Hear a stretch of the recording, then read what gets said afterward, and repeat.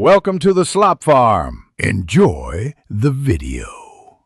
In this video, I will explain how to change Nissan Juke wiper blades. First, ensure you have the correct replacement blades for your vehicle. Park your Juke on a flat, stable surface and turn off the engine completely. This prevents accidental activation of the wipers. To put the wipers in service mode, turn the ignition on, then off, and immediately pull and hold the wiper stalk.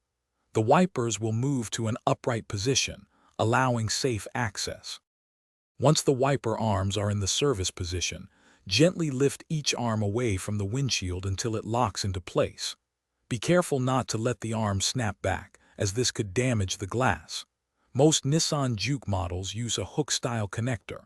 Locate the small tab or button on the wiper blade where it connects to the arm. Press this tab and slide the old blade downward, away from the hook, to detach it. Now it's time to install your new wiper blades. Take the new blade and align its connector with the hook on the wiper arm.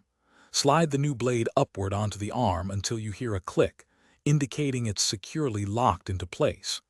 Give the blade a gentle tug to confirm it's firmly attached and won't come loose during operation. Carefully lower the wiper arm back onto the windshield, ensuring it rests flat against the glass. After installing both new wiper blades, it's crucial to perform a final check. Turn on your Nissan Juke and activate the windshield wipers with some washer fluid. Observe their performance. They should clear the windshield smoothly and quietly, without streaking or chattering. Ensure the rubber strip makes even contact across the entire glass.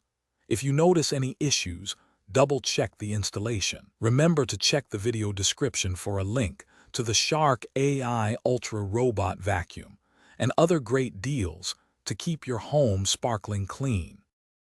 Thanks for watching. Consider subscribing if we helped you today.